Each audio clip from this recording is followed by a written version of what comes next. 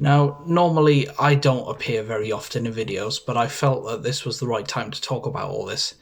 In fact, it's extremely scary talking about this on camera. Normally I do this kind of thing in front of public, so it's a little bit weird having to record all this, but there we go. I'm probably going to split this kind of thing into two parts for clarity. In this video, I'm going to talk about my involvement in theatre, arts, radio, and my own personal struggle with mental health issues. And in the next one, I'm going to talk about the charity live stream that I'm doing, raising money for Acting for Others. I think this point is extremely poignant and relevant because it's Men's Health Week, and I felt that I couldn't be silent about an issue that I currently struggle with my own mental health, with anxiety, with depression. I'll talk more about that a little bit later on. Now, please note that this video does contain content for some that may be upsetting, so if you don't want to watch, that's completely understandable. But I felt that it was really important to speak about this. Now, to truly understand my story, you need to kind of know a little bit about me to start with. So, where to start? I'm originally from Glenalmond in Carmarthenshire, but I've lived in England for about 4 years of my life, the Lake District and Oxfordshire. Nowadays, I'm a freelance theatre technician and event crew working on theatre productions and live events. I'll talk about that a little bit later on. Now, let us go right back to when I was in primary school. When I was in primary school, I was bullied by pupils and even some teachers. I lost confidence in myself and other people, and even teachers who I thought were meant to be role models and someone to look up to. I withdrew and I became very isolated, and this was just only the start. In secondary school, things got a lot worse. People would say horrible comments to me, telling me to harm myself or to end my life. I felt that I was not worth living and I didn't want to carry on. No, obviously things like school reports were a clear indicator that things were going wrong in my life. I noticed, and so did my family, a drop in my performance. I could not face going into school as I did not want to face the torrent of bullying that I was receiving, and this made me feel a lot worse. I felt that I was not worth living and that I was never going to amount to anything at the rate I was going. At this point I knew there was something wrong in my mind, but I was too young and did not comprehend what was wrong until many years later. One of the messages I do want to bring out is, well, it's important to speak about mental health if you're struggling. You should never have to suffer in silence. I didn't talk about things, for quite a long time.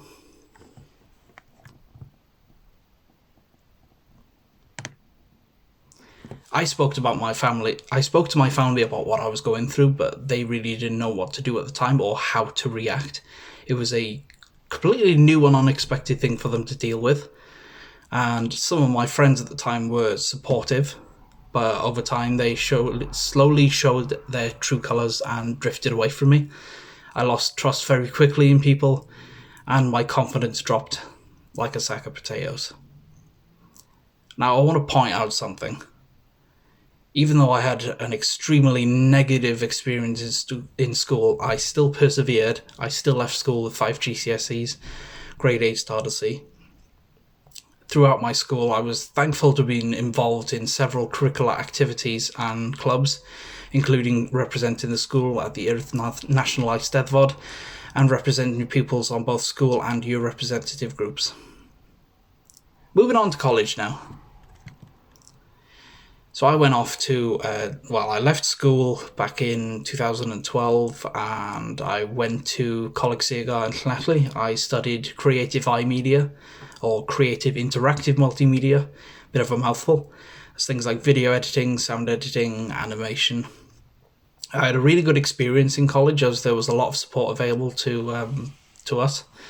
For example, there were student support and liaison officers, a dedicated counsellor, and mental health people to talk to with any concerns or problems that I had.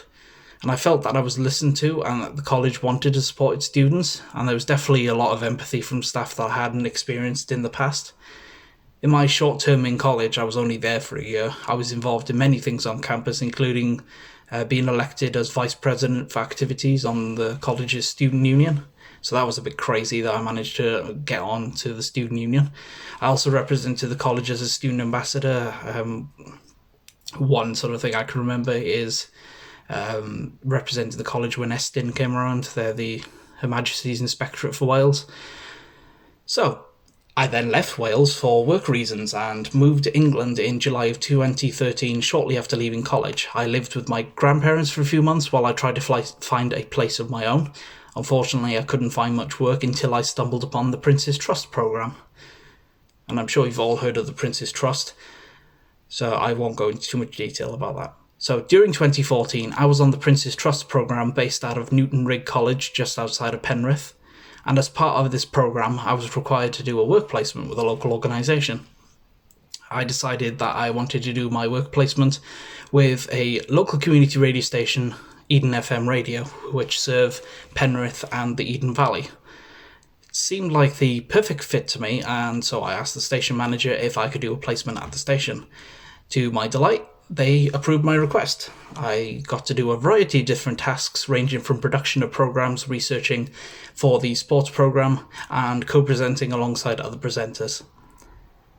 Thankfully, at the end of my placement, I was given the opportunity to produce and present my very own show. To this day, I still can't remember what I called it, but there we go.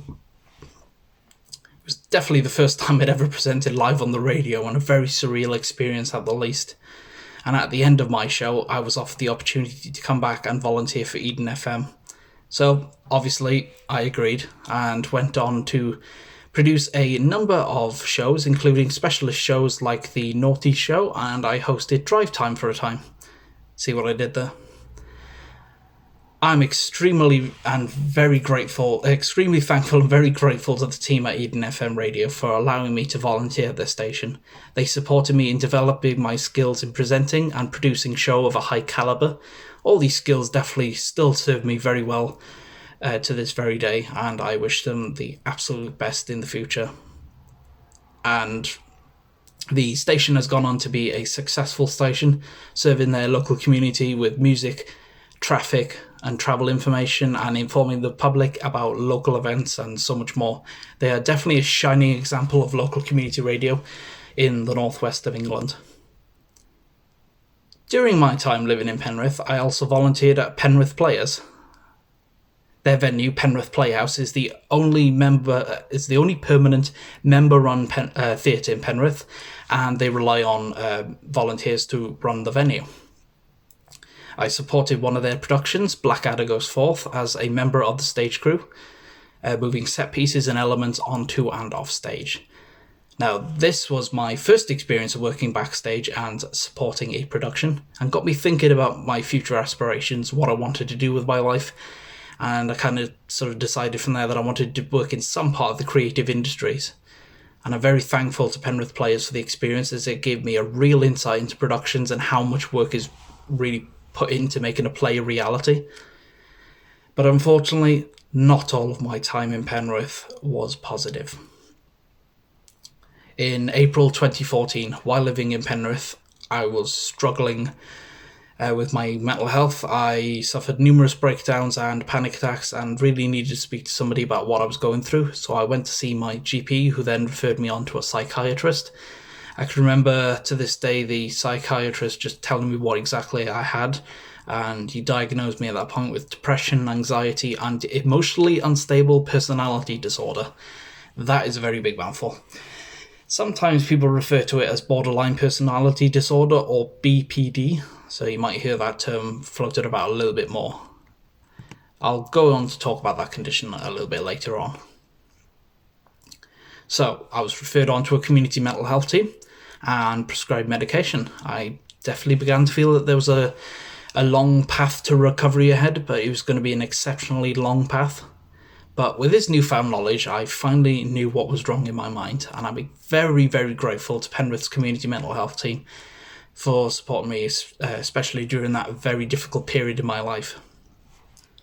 In November 2014, I decided to go and work at a large nationwide mobile phone sales company. I enjoyed the work, and the interaction with so many people from different walks of life was a great perk of the job. However, when my mental health was adversely affected, I was not supported by management or even the colleagues that I worked with. And when I sought advice from my manager, I was just told that I should just man up and deal with it. And unfortunately, these are phrases that are thrown around a little bit too often and shouldn't be. I tried to carry on, but 9 months later I gave up and walked out of the job. Definitely not the best decision I ever made, but it was one that I made to safeguard my own mental health before it got to the point of no return. Now, I mentioned about emotionally unstable personality disorder. I felt that it was a good time to share some of the feelings and behaviours that I have towards people when I'm in a low state of mind. Now, these are not exclusive, I can have other things, and these feelings only happen when I'm in a very low state of mind. So when I feel very, very depressed and anxious. So it can include things like intense emotions that last from a few hours to a few days and can change quite quickly. For example, from feeling happy and confident to suddenly feeling low and sad. Not having a strong sense of who I am and can change significantly depending on who I'm with. I can find it hard to make and keep stable relationships. And very uncommonly, I can have very intense feelings of anger, which I can find difficult to control. But mind you, this is only when I'm in an extremely low state of mind. Now, let's fast forward 3 years later. In 2017, I decided to move back to Wales, and I volunteered with a local theatre company to build up some experience in technical theatre. I built up experience in sound, lighting and stage management, having worked on 2 successful productions as lighting desk operator and assistant stage manager. The experiences have served me very well to help build up a portfolio of work. And a year later, I decided to start volunteering with Time to Change Wales. This is a very proud moment for me actually talking about this. Time to Change Wales is the first all-Wales campaign to end the stigma and discrimination faced by people with mental health problems. As someone who has faced discrimination and stigma and someone that has mental health issues, I felt that it was the right thing to do to volunteer with them and speak out about my experiences. And my journey with them started when I signed up to take part in their training to become a Time to Change Wales champion. 2 days of learning about the campaign, how to deliver an anti-stigma talk effectively, things like that. And it really helped me to develop my public speaking skills. Looking back, I don't think I could have done something like this back before I started volunteering with them. It's still very scary now. As a result of volunteering, I've had the opportunity to deliver anti-stigma talks at organisations and groups across South Wales, including at the Suicide and Self-Harm Prevention Workshop, which was organised by Public Health Wales in Swansea back in March before the lockdown happened. In addition, I've spoken at Singleton Hospital, the YMCA in Swansea and Cardiff University. I've also spoken on a BBC Wales live programme about my experiences of being bullied and discriminated against. And most recently, I spoke virtually to staff at St David's Catholic Sixth Form College in Cardiff about my story. So that was a surreal experience, being able to do that. I've also taken the time to engage in interests that suit me. In 2019, I volunteered at Swansea Pride as a parade volunteer supporting the event. Also, I had the opportunity to volunteer at the Insomnia Gaming Festival in Birmingham, one of the biggest gaming events across the country. Very, very interesting experience, to say the least. I had many, many laughs. And you can find more information about them by following them at IG Fest UK on Instagram. And it was during Swansea Pride that I met Mark and Nia German from German Productions, talked to them about my interest in technical theatre and other aspects of the industry. I got in touch with them a couple of days later after the event and asked them, have you got any openings on any upcoming productions? Long shot, but my patience paid off, as in November 2019 I was given the opportunity to work on their Cinderella South Wales tour as a follow spot operator and swing technician. Very big words. But as someone who's relatively new to the world of technical theatre and drama, I was very excited to work with such a well-renowned company in South Wales. There was definitely an exciting moment for me, as I'd never worked on a professional production like this before. It gave me an opportunity to develop new skills and create connections in the entertainment industry. So, all valuable things that can go a long way to help. And fast forward to November, and it was time to start work on the most ambitious production that I've ever worked on, Cinderella. I was with all major productions. You get in. This involved bringing set pieces, costumes, lighting, etc. On the stage, everything that's paramount to a successful production. Then comes assembling sets, rigging lights, preparing costumes for cast, dancers, the whole shebang. But as with any production, you need a team, and I was very, very fortunate to work with an amazing team of people throughout my time working on that production. And special thanks to everyone at German Productions for being such a superb and amazing company to work with. You can follow them. They're on Instagram at German Productions. I shall tag them in at some point in this video. And I mentioned follow spot operator. So for those that don't know, a follow spot operator operates a specialized lighting instrument known as a follow spot. And it's any lighting instrument that is manually controlled by an operator during a performance. Now, I had another follow spot operator working alongside me, Luke. Very, very funny guy, and I'm very, very grateful to have worked with him, where we both had to follow a professionally orchestrated cue sheet and following commands that were issued by stage management and lighting operations. It's pretty much like a film crew. It works very much similar like that. Now, I'd never done anything like this before, but I picked it up very quickly. Technical theatre has such an important part to play in the running of a pantomime, but there's so many elements involved to ensure that things behind the scenes, they move efficiently and successfully. And there are so many different departments. You've got lighting, you've got stage management, you've got sound, you've got the musical team. And without these departments and the people working in them, a pantomime simply would not exist. All these elements very much work hand in hand, like parts in a car. Without one of these elements, the production doesn't work as efficiently. But we've also got to pay tribute to the cast that I worked with. Without a cast, you haven't got a pantomime either. And having sort of the technical elements combined with an amazing cast, it delivers a fantastic performance. And, I got to work with some really amazing people throughout my time working on that. People like Nicole Seabright, Adam Bard, Lewis Brimfield, Jordan Bateman, Ryan Edmonds, Beth Unsearle. They were the main cast that worked on. They're the main cast. And working with these amazing people, it was an absolute pleasure and has been a real eye-opener to me to how much work really does go on behind pantomimes, productions, events. Now, I spoke to some of the cast and crew about what they got out of working on Cinderella, and I'll probably leave them below so you can have a read of them. And it was an amazing experience being part of such a diverse production. I'd never worked on anything that size before, so, a little bit different. And it was something to sort of catapult my career. At the time, I hadn't got that portfolio of experience. I needed, to create these connections in order to sort of start that ball rolling, really. And I've got to be very grateful to German Productions for giving me that opportunity. So, looking back on going through school and college, I don't think I would have ever had the confidence to have been part of such an amazing touring production like that. And, I've got other projects that I'd like to work on, but because of coronavirus, they've had to be put on hold for the immediate future.